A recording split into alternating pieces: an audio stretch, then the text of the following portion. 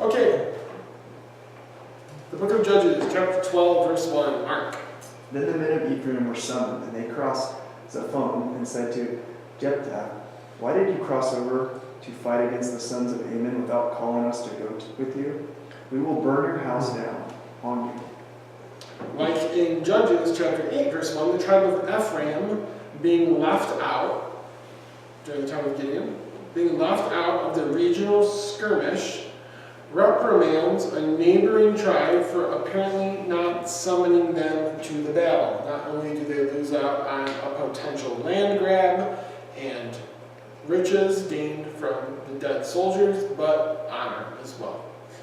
It appears that herein we have the very early continuings of this deep-seated division between Ephraim and the other tribes of Israel.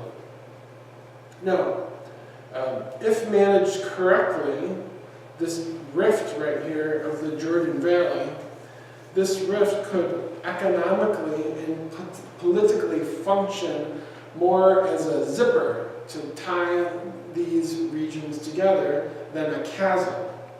And going then north from Ephraim, they would have crossed over the fords of Jordan and made their way up to Mitzpah to confront the ruler of Manasseh, Jephthah, and threaten to burn him as he burned his daughter. Verse 2, John. And Jephthah said to them, "I and my people had a great dispute with the Ammonites, and when I called you, you did not save me from their hand." The dissension has not only to do with honor, but with a pecking order, an apparent pecking order among the tribes. So remember, Ephraim is upset with Manasseh in this context. Jacob did indeed prefer the younger Ephraim over Manasseh, which was probably still a source of some kind of contention. And it somehow created a caste system in the thought and practice of the ancient Israelites. And this, of course, is going back to Genesis 48:17. When Joseph saw his father placing his right hand on Ephraim's head, he was displeased. So he took hold of his father's hand to move it from Ephraim's head to Manasseh's head, but that didn't work out very well. Okay? So something we probably don't think about too much, that there's this internal struggle, kind of like the disciples had this internal struggle of, well, who's going to sit on your right hand? Who's going to sit on your left hand? Right, amongst the tribes. Verse number 3.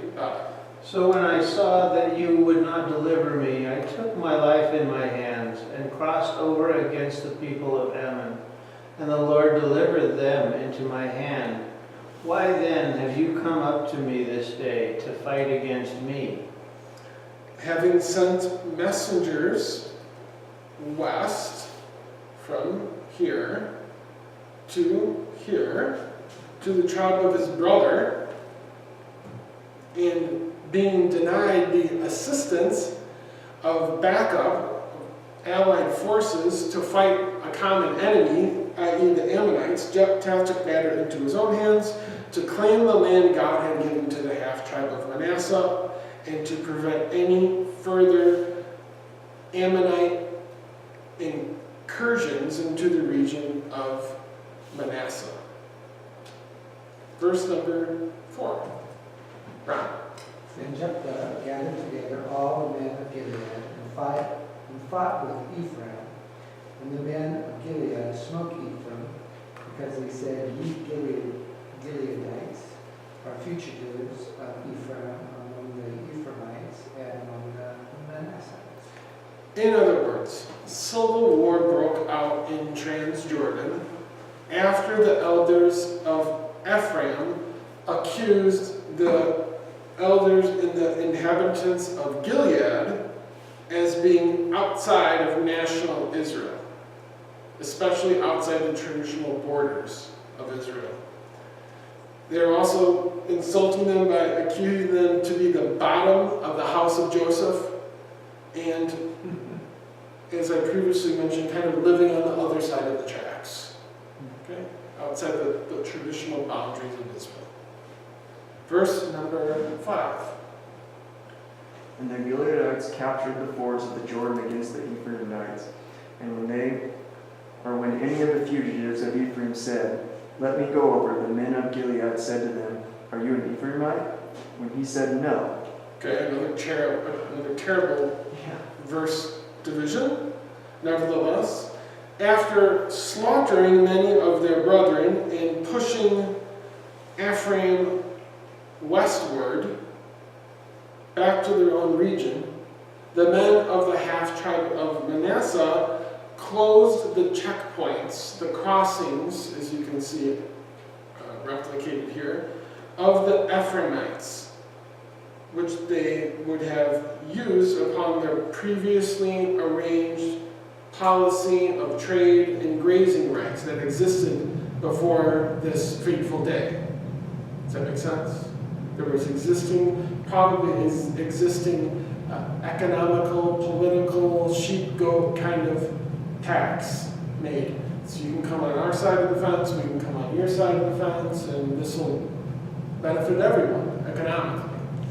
But apparently, at this point in time, the men of Manasseh closed those dealings and set men up at those checkpoints so that Ephraim could never come again over the Jordan River eastward. Verse 6, John? They said to him, "Then say Shibboleth." And he said Shibboleth, for he could not pronounce it right. Then they seized him and slaughtered him at the fords of the Jordan. At that time, 42,000 of the Ephraimites fell. Okay, what's going on here? Any person wishing to come from the traditional boundaries of Israel and wanted to cross the fords of the Jordan River and head eastward into Transjordan, where Manasseh, Reuben, and Gad were, from henceforth they were required to pronounce a Hebrew word, Sibboleth, which signifies a stream of water, such as they were to identify by their pronunciation where they came from. That is to say, according to the verse, those of Ephraim would, on the western side of the Jordan, would have naturally pronounced the shin, the shin, as if it were a sin, or a, as you can see here, or a samach. In other words, we know where you're from by the way that you talk. And since we know from your speech, which betrays you, that you're from Ephraim, and you're trying to sneak over into Manasseh for economic or military purposes, they would have been executed.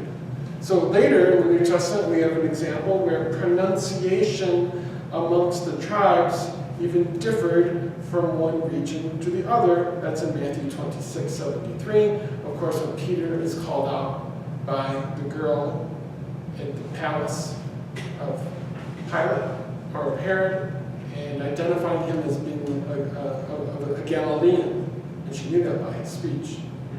Same thing in America. Right? There it is in Matthew 26:73. You must be one of them. We can tell by your Galilean accent. Chapter 12, verse 7.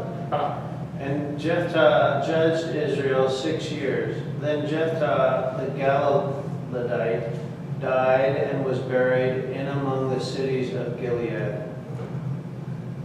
Jephthah, who had the shortest duration of any of the judges, had his honor restored to him after being branded in the beginning of the narrative the son of a prostitute and being exiled from his family. Now he's laid to rest in his own hometown and honored as a Joshua type figure in the lore of ancient Manasseh. According to Josephus, he was buried in the town of Sabih in Gilead, which is very, very possible, very possible. Verse number 8. Right. And after him, Ibzan, Bethlehem judged Israel. The next judge is Ibzan, whose name means whiteness, or something like that, whiteness. And he continues this interlude of minor judges, and was possibly from the Bethlehem located in Zebulun. This map puts him being from the Bethlehem in Judea, but there was another Bethlehem located in Zebulun. Those who place him at this Bethlehem are Josephus, etc. There is a rabbinic tradition, for what it's worth, if we're to place him here, there is a rabbinic tradition that Ibzan and Boaz are one and the same, because they lived at the same place and at the same time. And if you take the first letter off of Ibzan, it sounds a lot like Boaz. That's their logic. Okay. Verse number 9. He had 30 sons and 30 daughters he gave in marriage outside his clan, and 30 daughters he brought in from outside for his sons, and he judged Israel 7 years. In other words, he married off his daughters to different families within his own clan. And he imported daughters from within his own family to marry his sons. Let me say it again. He imported daughters from within his own family, right, to marry his sons. This was the custom. Now, according to our extra biblical chronology that was previously mentioned in the book of the genealogies, the Trojan War ended during the ministry of Ibzan. Okay? Verse number 10. Then Ibzan died and was buried at Bethlehem. So the 7th and the 8th judges were from the same region, and since this Bethlehem is not clearly identifiable, it is possible then that the 10th and 11th judges may be from the same region as well, namely Zebulun, the north, the Galilee. Though nothing noteworthy is mentioned of the career of Ibzan, I would think a reason he, along with others of the minor judges, may be included as a judge is to thereby accumulate the number of judges as a 12, to be symbolic of representing all of Israel, like the 12 disciples, something like that. Verse number 11. After him, Elon the Zebulunite judged Israel. He judged Israel 10 years. The 10th judge, Elon, which means oak tree, like as in mighty or mighty man, he is surmised by some to be an Israelite convert of Hittite origin. And you can see a representation of the Hittite here, possibly taking his namesake from the father-in-law of Esau in Genesis 26:34. When Esau was 40 years old, he married Judith, daughter of Beri the Hittite, and also Basmath, daughter of Elon the Hittite. So we have Elon the Zebulunite. So some people think that since he's living in the north of Israel and he has the same name as the father-in-law of Esau, who was a Hittite, who didn't live too far from that region, okay, that it's possible, like Shamgar, he wasn't an Israelite, but a convert to Israel. Chapter 12, verse 12. Right. And Elon, the Zebulunite, died and was buried in Ajalon in the country of Zebulun.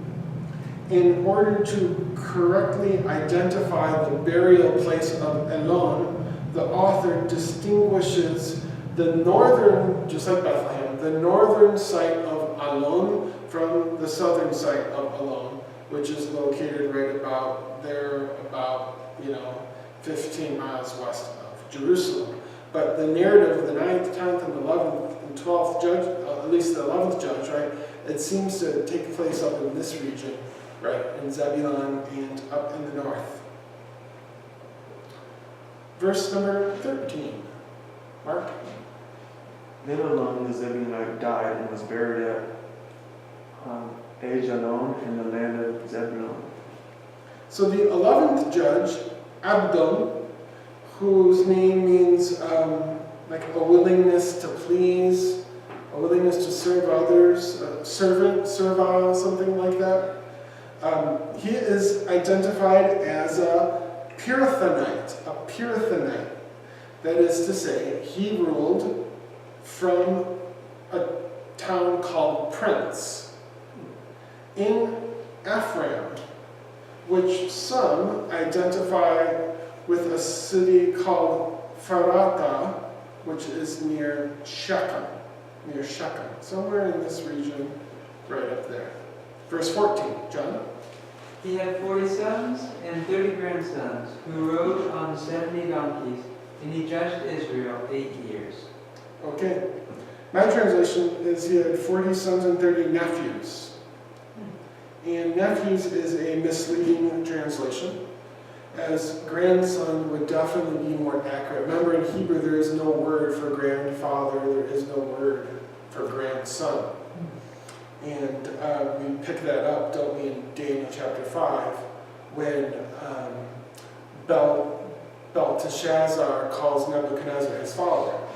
Well, Nebuchadnezzar wasn't Belteshazzar's father. In our thinking, he was his great, or his grandfather, or his great-grandfather. But since there's no Hebrew word for that, the author just assumes that you know a little bit about the chronology. The prosperity and the high quality of life shown in this verse is displayed in that the judge not only saw his sons raised and married, but saw his grandsons also function in this kind of governmental capacity in Israel. According to extra-biblical Jewish chronology, in the time of Abdon, the city of Troy was destroyed. Verse 14. He had 40. Oh, I'm sorry, 15. Then Abdon, the son of Hael, the Parathonite, died and was buried in Parathon, in the land of Ephraim, in the mountains of the Amalekites. So the judge was buried in his hometown, in the Mount of the Amalekites, so named after its owner, or for the remembrance of its former occupants, the famous Amalekites. Nevertheless, the wealth and the pomp and circumstance, which is inferred from the previous verse, it should be no surprise to us that the first century historian Josephus states his funeral was of great opulence. And Josephus mentions that in Antiquities, Volume 1. So as we end this scene and finish with we're finished with all of the judges, just except one, except Samson.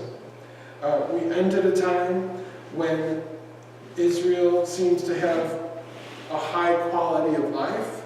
They seem to be stabilized. They seem to have a real functional government in the land, at least in the north. And this kind of leaves us excited about what's next in chapter 13 with Samson.